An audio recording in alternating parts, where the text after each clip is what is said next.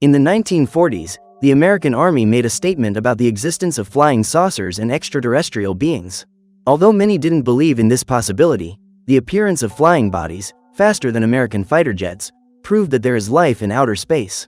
In the present day, in the town of Badger, the Brown family, made up of Rob and Merrill and their daughters Sarah and Valerie, are getting ready for dinner. However, as soon as they sit down at the table, an object from space falls near the house, spreading a type of poisonous gas. As soon as she recovers from the impact, Merrill tries to help her family, but Rob and Valerie start to feel sick from the gas.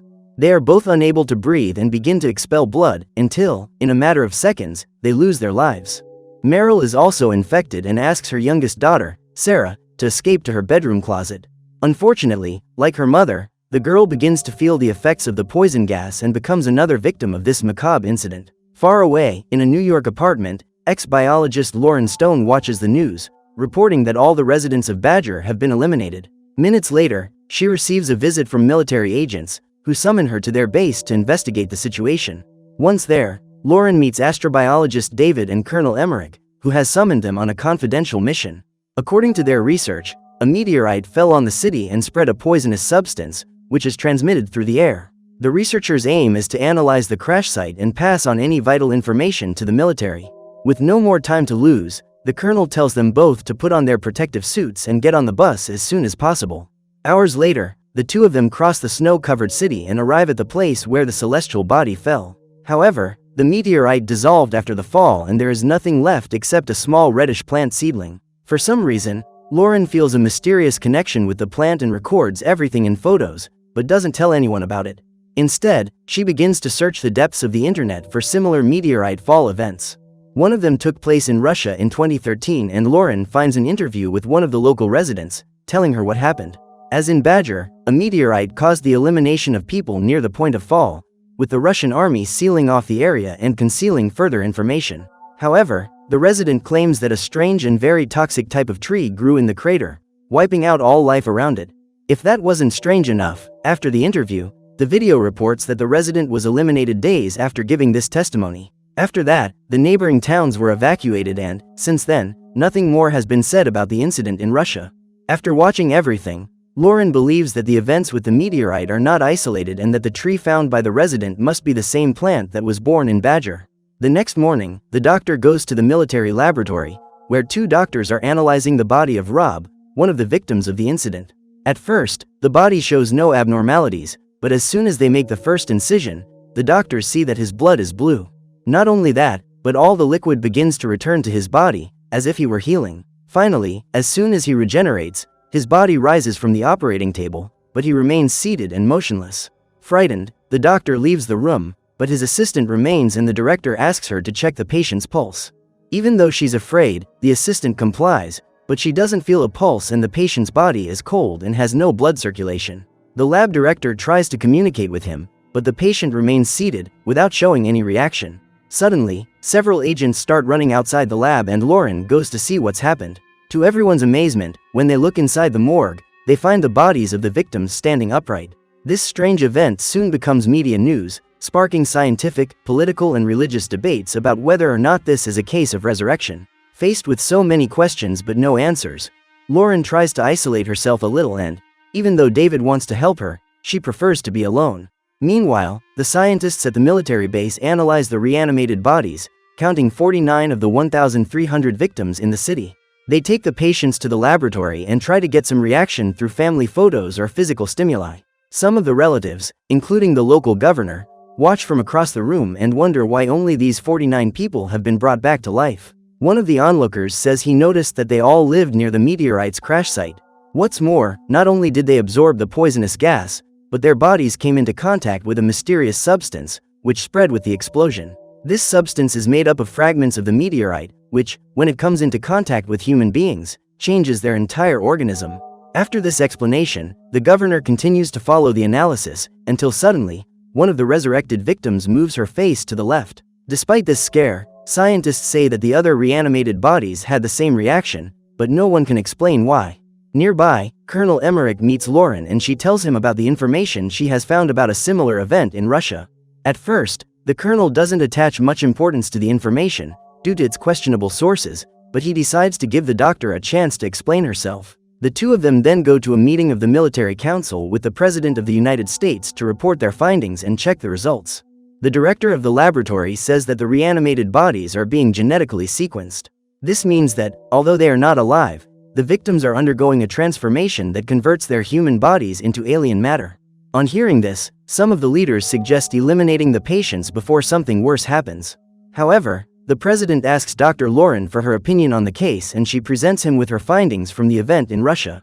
Although the explanation makes sense, again, everyone questions the methods used to reach this conclusion, given that she found everything through an internet video. Seeing that she won't be able to prove her thesis after the meeting, Lauren goes to a liquor store and buys a bottle to try and forget about it. As she walks home, she starts to have memories of the past with her father, until she is approached by a policewoman. The doctor soon hides the bottle of booze and manages to get away with an excuse, but she is still upset by the whole situation. Another day passes and the research with the patients continues, but without any concrete results. Lauren decides to do something different and goes to the morgue, taking along her favorite science fiction book. She approaches the reanimated body of young Sarah and tries to talk to her, telling her details about her family. The girl, however, doesn't answer, and, while Lauren is trying to communicate, she receives a call from David, but rejects it. As she does so, the screen of her cell phone shows a photo of the little red plant, serving as her wallpaper. As soon as she sees the image, the girl has a spontaneous reaction and, just like that, she grabs Lauren's arm with all her might. The doctor manages to break free, but realizes that the image is causing some reaction in the victims' bodies. She calls David and Colonel Emmerich to tell them what has happened, and tells them that the tree is the key to finding out what is reviving the victims. David adds to the information, saying that there may be a link between the plant and the movement of the reanimated bodies. Making a comparison with some types of religion, the practitioners of which direct their gaze towards something fixed during prayers. David believes that the patients are doing the same, because the direction of their gaze, according to the map, leads to the town of Badger. Despite this explanation, the colonel is furious that Lauren didn't tell him about the plant earlier. However, the discussion is interrupted by one of the officers, who summons everyone to an emergency call. He shows the three of them the local news, reporting that where the meteorite fell, a gigantic creature has emerged from the earth. In just 2 days, the small plant Lauren found has grown into a gigantic, highly toxic tree. Faced with yet another strange event, the army sends the entire team to the site to investigate. What's more, they send Rob's reanimated body along, trapped in a safe, to analyze his reaction to the huge alien structure. When she gets there, Lauren is even more impressed by seeing the tree up close and, just as before, she feels a connection she can't explain. The military, however, warn her to be careful, because the structure continues to exude toxin, and because of this, it will soon be destroyed. Finally, the team leaves Rob's body in front of the tree, hoping that he will be able to communicate with it in some way. Just like in the hospital, the guy doesn't show any reaction and doesn't even seem to be feeling cold or uncomfortable. Everyone is losing hope, except Lauren, who is hoping that something will happen. Finally, Rob lets out a sigh and opens his eyes, which have a strong bluish color. Slowly, he raises his head and looks at his own pale hands, until he finally directs his face towards the huge tree in front of him. Then Rob's body picks up some of the snow from the ground and passes it between his hands, as if he were seeing it all for the first time. Suddenly, he starts talking to the tree, saying that he won't be able to take it back to his planet because the atmosphere has been compromised. This confirms once and for all that this is an alien invasion, and Lauren is summoned by the government to make a statement about these events. In front of several journalists, the doctor says that the tree gives life to humans who, after the accident, were converted into alien beings. One of the journalists then asks how the tree was sent to Earth, and Lauren believes it was through a portal known as a wormhole. After the press conference, Lauren returns home and receives a call from her lawyer. She reveals that the doctor has not been attending the last few sessions and that she is obliged to report these absences to her parole officer. It is then revealed that Lauren has had problems in the past involving drinking and was arrested while drunk driving. Before ending the call, the lawyer comments that he also wants to talk about the dreams she told him about, in which she felt free and flying through the air. She believes that these dreams must mean that the doctor feels trapped in her reality and is trying to break free. However, Lauren doesn't answer the call and gets ready for dinner, until she receives an unexpected visit from her father. It seems that the two don't have a healthy relationship, and even though the guy tries to get closer, the doctor can't show any affection for him. She then reminisces about her childhood, when she began to show great interest in science, but never received support from her father. Despite this, he says he wants to make peace with his daughter, as he's been very lonely since her mother died. However, Lauren can't forgive her father and, hurt by his daughter's rejection, he leaves. Hours later, Lauren returns to the lab and finds out from Colonel Emmerich that Rob wants to talk. The colonel also says that she is the only one he wants to interact with, as he seems to have sensed something different in the young woman while she was in front of the tree. Reluctantly, the doctor agrees and goes to where the tree is and, dressed in her protective suit, sits down next to Rob.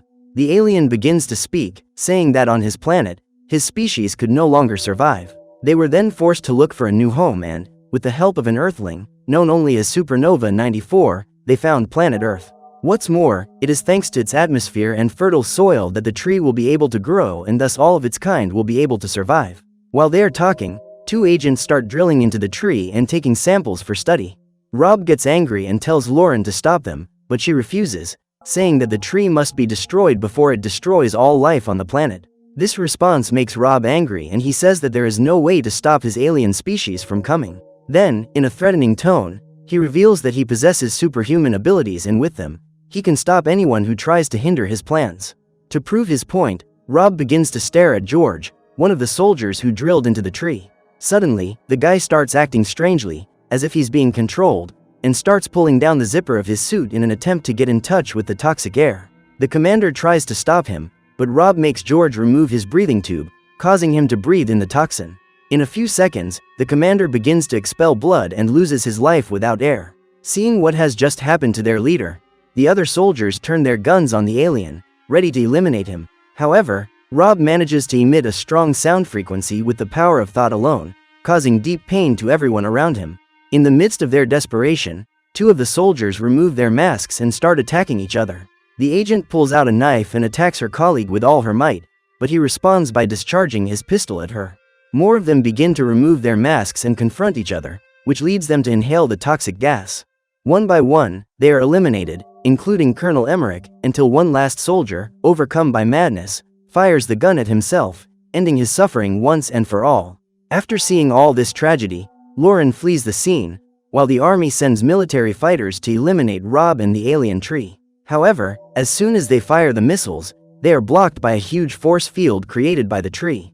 All these incidents end up being reported to the media, who soon turn their attention to the subject known as Supernova 94. They believe him to be a lunatic criminal, collaborating with the aliens to destroy the Earth, and he becomes one of the authorities' most wanted.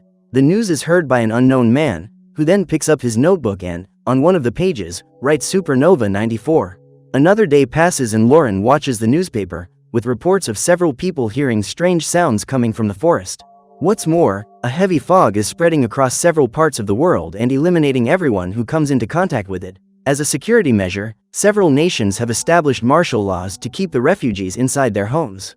However, the situation gets worse and worse, with crops becoming infected and animals gradually losing their lives. Everything indicates that it is only a matter of time before all life on Earth is destroyed and the aliens take over the planet. In the meantime, Lauren decides to go back to her old house and finds the room where her childhood laboratory used to be. The room is locked and she considers going home to talk to her father, but soon changes her mind and continues walking through her old town. Along the way, the doctor begins to question her own existence and whether, in the face of the end of humanity, she will have the answers she is looking for. Throughout her life, she has always felt out of place with other people and thought she would find an explanation among the stars. Finally, Lauren hitches a ride back to where the alien tree is.